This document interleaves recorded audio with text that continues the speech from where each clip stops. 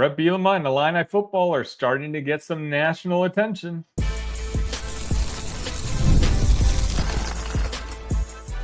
You are Locked On Illini, your daily podcast on the Illinois Fighting Illini. Part of the Locked On Podcast Network, your team every day. Welcome welcome all to another weekend edition of Locked On Illini. My name is Sunny Verma. Thank you all so much for making us your first listen each and every day. Find me on your favorite social medias, whether it's X, whether it's Facebook, Instagram, TikTok, whatever it is, I'm on it. Send me a message, say hello. Make sure you subscribe to those channels as well as be subscribed to this channel. Make sure you hit that like button. I have yet to miss a day of producing content on this channel in regards to the Illini in the year of 2025. I continue to go at it because of the continued support you guys continue to show. So earlier this week, I was invited to Locked On College Football to talk about Bret Bielema and this Illini football team, which us Illini fans are, of course, excited about. But I think word is starting to get around and the national people are starting to realize that, hey, this Illinois football team is going to be pretty good next year.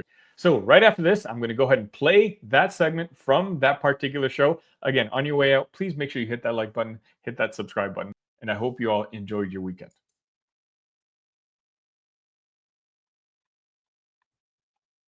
Illinois to the Big Ten championship game. Should we get used to hearing that going into 2025? Sunny Verma of Locked On Illini is here to discuss that very idea. So under the radar, Sunny, Illinois had their best football season in 23 years, hitting the 10-win mark. A win over Red Hot South Carolina, who a lot of people had penciled in as a potential playoff team with their 6-game winning streak. It was a great year. A bunch of people are coming back.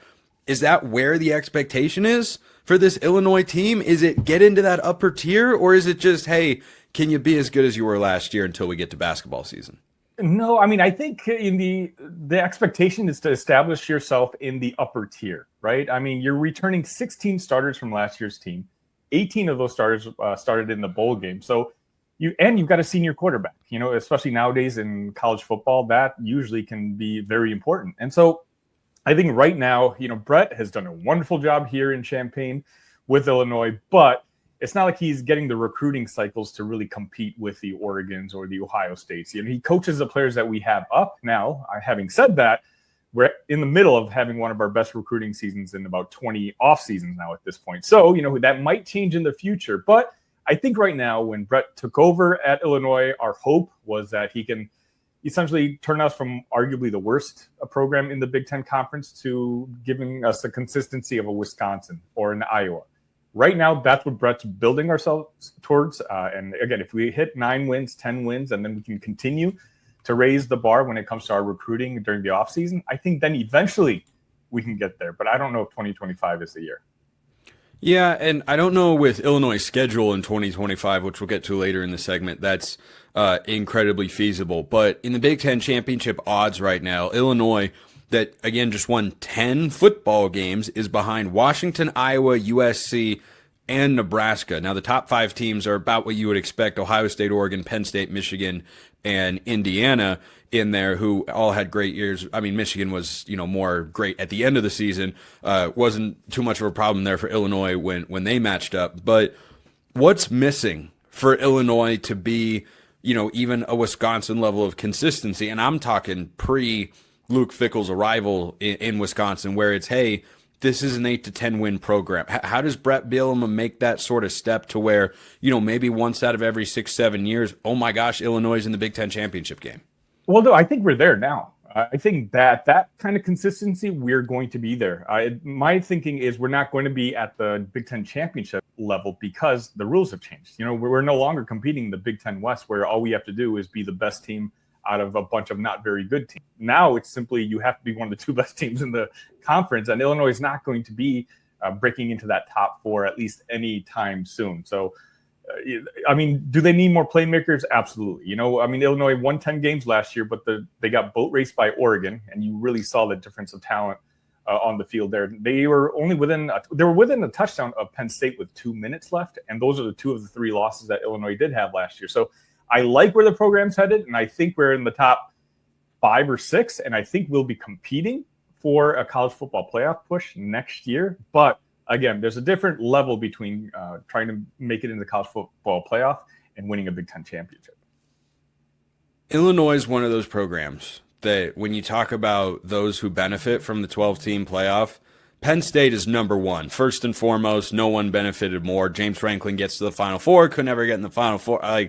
That's a perfect example. But Illinois quietly, after last year, they were kind of, one game away? I mean, if you find a way to win at Penn State, Illinois is probably in the college football playoff last year, Sunny. But next year, it's going to be significantly tougher. Our friends at FanDuel do not yet have a win total out for the Illini, but I imagine it's probably around 6.5, maybe 7.5 with the schedule. You've got a non-conference game at Duke. You have to go at Indiana. You have to go at Washington, who's going to be improved, and at Wisconsin, while also playing Ohio State. And, the rest of the schedule, I think, for Illinois is pretty manageable. But as far as road slates go, considering you're at Duke, Sonny, I think that's the biggest challenge and hurdle in my mind to putting Illinois in kind of the camp I had Missouri in going into this past season, which was, hey, I don't know if they're, as good as the national title contenders, but I think they're good enough to go 10-2, and 10-2 in the Big Ten or SEC gets you in to the college football playoff nowadays. I think that's the case again, but I don't like that schedule draw at all for the Illini. You and I are going to have to respectfully disagree. I actually, I'm telling the only guaranteed loss that I see there is when Ohio State comes to Champaign. Indiana, sure, they had a great year last year, but they're replacing a lot of their skill players on offense, and we get them early in the year when they're going to be incorporating a new quarterback. Again, we have the consistency from last year. 16 of those starters are coming back. Washington, I agree that it's an away game, and if to me that's a kind of a coin flip just because of where they're at. They're obviously a rebuilding program. Illinois, again, it's very much a senior-laden and a junior-laden team next year. Last year, we were one of the youngest teams in college football. This year, we're going to be one of the oldest. And so, I think we're going to respectfully disagree. If I was FanDuel, I would place our over-under probably right around 7.5, if not even 8.5, because I just think the talent, when you talk about USC, I don't know what's going on with USC, but I trust a Bret Bielema senior team over what Lincoln Riley is doing with USC right now. Wisconsin's kind of in a flux. We know Luke Fickell's seat, whether if it's not scorching hot, it's at least very, very warm. And right now, maybe it's me drinking the Kool-Aid, and maybe it's, again, folks who are in the Locked On Illini Discord, we all seem to tend to agree that anything below 8 wins would probably be a disappointment for next year. I do like the back 4 games, the final third of the season, 3 of 4 at home. You have a bye tossed in there, and it's Rutgers, Maryland, at Wisconsin, and Northwestern. I think that should be 3 wins, maybe 4. I just, as I said, I don't love the road slate here for the Illini. You mentioned 16 returning starters, which is one of the reasons that expectations are so high for Illinois compared to the past. But 2 of the guys that are gone, Pat Bryant and Zachary Franklin, that's a tough couple of guys to lose for Luke Altmaier. How do the Illini replace those standout receivers? I mean, you're absolutely right. But the year before, we had to replace Isaiah Williams and Casey Washington, both who went to the NFL. So the same question was asked then. Right now, it just so happens that the wide receiver room, when it comes to young talent, outside maybe running back, is probably the most talented room that Illinois has had since Bret Bielema took over. So there's, a couple of guys who are, Malik Elzy, Colin Dixon, who we're hoping are going to be able to step into that role as a number one. And we just got the kid from West Virginia as well. His name escapes my mind at the moment, but I understand the hesitation of it, but I think that offensive line it's basically all 5 seniors. We're going to have a loaded running back room. Luke Altmaier throwing the balls. I think I have a little more confidence in that wide receiver that they're going to develop as this last year's class did. Sonny's feeling good. If that's good enough for you, when the Illini's win total comes out on FanDuel, hammer the over. Everybody, just hammer it if you trust him more than me, which you do, whatever you like. It's free country and whatnot. Sunny Verma, Locked On Illini. Appreciate it, my man. Appreciate everyone listening. I will see you next time. And until then, hope you have a wonderful rest of your day.